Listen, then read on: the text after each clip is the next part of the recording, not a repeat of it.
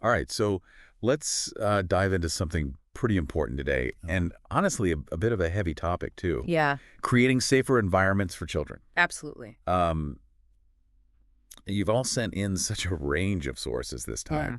time, from expert advice all the way to Mm, those really heated discussions happening in community forums. absolutely.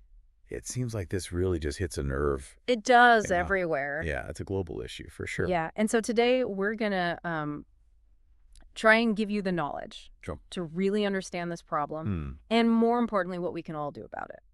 Yeah, I think what's interesting is that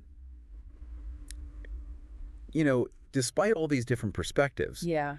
your sources really seem to converge on one key point. Okay. We need to move beyond that reactive, Oh, like stranger danger. exactly, stranger danger approach Yeah. and be more proactive. Okay. So what does that actually look like? Well, for starters, it means empowering children themselves. A lot of these sources emphasize giving kids age-appropriate education about body safety Okay. and using the anatomically correct terms. So, no more silly nicknames for body parts. Exactly.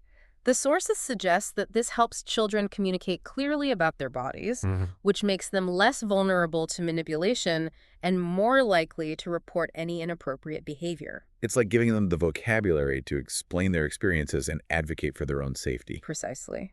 And it's not just about knowledge either. It's about fostering a culture of open communication where children feel comfortable talking to trusted adults. Yeah, about anything that makes them feel uncomfortable. Absolutely. And, that brings us to another big theme in these sources. Okay. Trusted adults. Yes. And not just within the family. Right. Several sources really highlight the power of having a safety net Okay. that goes beyond the immediate family. Yeah. They talk about kids having multiple trusted adults in their lives, people they can confide in if something feels wrong, even if it involves someone they know. And I love how one source suggested a neighborhood watch program. Oh, yeah. Specifically for child safety. It's a great idea. It's like taking that whole, it takes a village concept Right. and turning it into an action plan. Exactly. It really speaks to the power of community vigilance. Yeah. Where neighbors are actively looking out for each other's children, Right. working together to create that protective environment. But we have to be real these days. Creating a safe environment Yes. means addressing the digital world too. Absolutely. These sources don't shy away from talking about online dangers. No, they don't. The anonymity of the internet can be a real shield for predators. Yeah. And a lot of sources are really worried about online grooming tactics. It's a valid concern. So it's like we need to be teaching kids about digital street smarts, being cautious about sharing personal information online, recognizing those red flags, Yeah. and knowing who to turn to Right. if they encounter something unsettling. Exactly. Yeah. But some of these sources really had me thinking. Oh, yeah? They were talking about internet service providers offering obscenity screening. Oh, wow. And it makes you wonder, Yeah. where do we draw the line between protection and privacy? It's a tough question. It is. There are no easy answers. Yeah. We want to protect children from harmful content, but we also need to be mindful of everyone's right to privacy Yeah.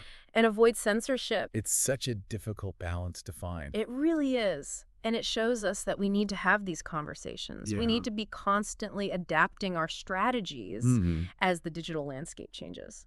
And speaking of evolving strategies, Yeah. some sources went into a topic that people don't often talk about, Okay. the psychology of pedophilia. Right. And I have to admit, it's unsettling, It is. but it feels important to understand it. Absolutely. Yeah. I agree. Understanding the psychology behind it without minimizing the harm it causes can help us develop more effective prevention and intervention strategies. One source talked about impaired motivation and inhibition as potential factors. Can you explain what that means in this context? Sure. Basically, it suggests that individuals with pedophilia might have difficulty controlling their impulses, making rational decisions. Especially when it comes to sexual behavior. Exactly. So it's not just about bad people making bad choices. Yeah, it's much more complex than that. Yeah. It's about understanding that there's a complex interplay of psychological factors Right. that can contribute to harmful actions. And that understanding is really important It is. because it helps us move away from those simplistic solutions Yeah. and towards a more nuanced approach Right. that involves prevention, intervention, and rehabilitation. Exactly. Which brings us to the role of law and advocacy, Yes. something a lot of sources highlighted as crucial tools in protecting children. Absolutely. They emphasize the importance of strong legal frameworks that criminalize child sexual abuse, online grooming, and the possession and distribution of child pornography. But laws are only effective if they're actually enforced. That's right. Some sources are calling for stricter penalties and more proactive measures like using technology to track offenders. What do you think about that?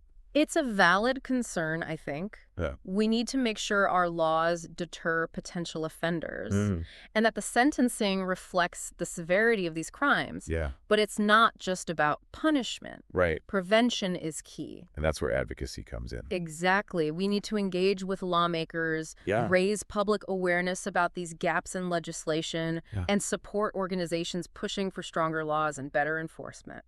So it's about holding our elected officials accountable and making sure they put child protection first. Absolutely. And, we can't forget about educators in all of this. Oh, of course not. They're on the front lines. They're interacting with children every day. And some sources suggested that training could play a really big role It could. in equipping them to create safer environments. It's essential that we equip educators with the knowledge and skills to recognize warning signs, respond appropriately to disclosures, and create those safe classroom environments. So are there specific training programs or workshops out there? There are. For educators who want to learn more about child safety? Yes, definitely.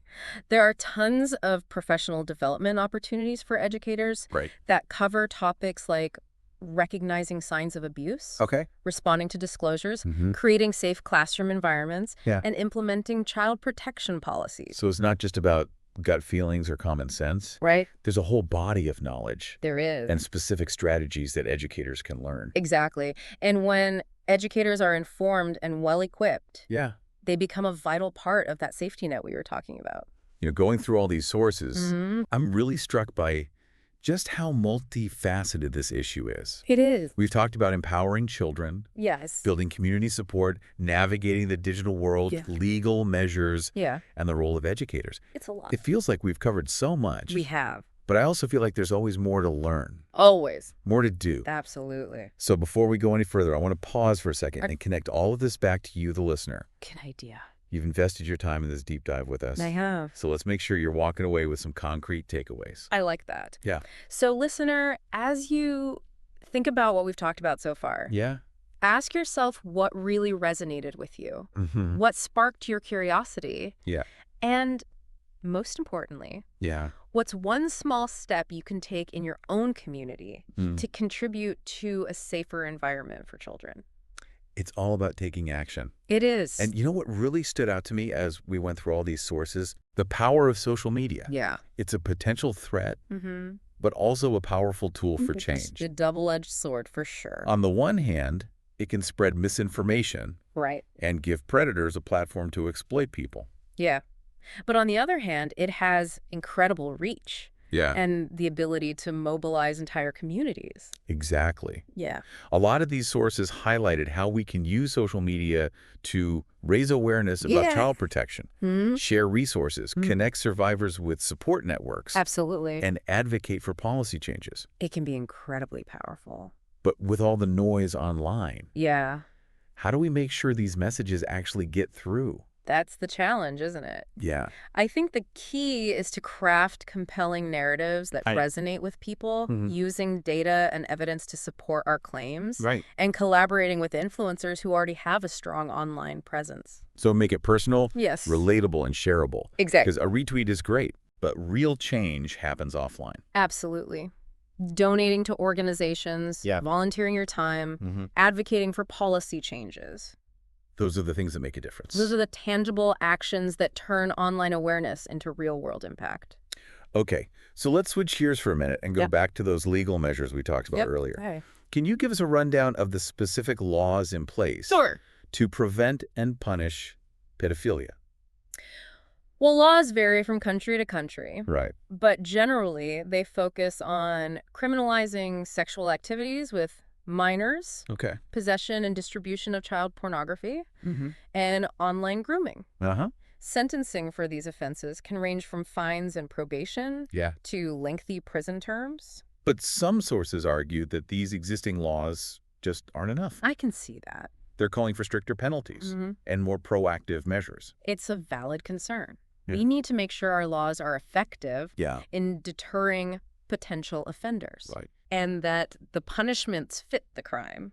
But it's not just about punishment. No, it's not. It's about prevention, too. Exactly. And that's where advocacy comes in again. It does. We need to engage with lawmakers, raise public awareness about these gaps in the law, and support organizations that are fighting for stronger laws and better enforcement. So it's about holding our elected officials accountable and making sure they prioritize child protection. Absolutely. And let's not forget about educators. Right. They're a crucial part of this, too. They are. Some sources talked about the importance of training for educators. Yeah, equipping educators with the knowledge and skills to recognize warning signs, respond appropriately to disclosures, and create safe classroom environments is essential. So are there specific training programs out there for educators? Yes, there are many professional development opportunities for educators covering topics like recognizing signs of abuse, responding to disclosures, creating safe classroom environments, and implementing child protection policies. So it's not just about gut instinct or common sense. No, it's not. There's actual training involved. Oh, yes. There's a whole body of knowledge and specific strategies that educators can learn. Wow. And when educators are well-informed and well-equipped, they become a really important part of that safety net we talked about. Exactly. You know, going through all these sources. Yeah. I'm just amazed by how complex this issue is. It is. We've talked about empowering children, building community support, navigating the digital world, legal measures, the role of educators. It's a lot to take in. Feels like we've covered so much ground. We have. But there's also this weight of responsibility. Yes. We've learned so much today. We have. And now it's up to us to take action. I agree. It's not just about having this conversation. Right. It's a call to action. Let's use what we've learned today to make a real difference. Absolutely. Because their safety is our collective responsibility. And together we can create a world where every child can thrive, free from fear and abuse. A world where every child can reach their full potential. Thanks for joining us on this deep dive. It's been great talking about this with you. Until next time, stay curious, stay informed, and stay engaged.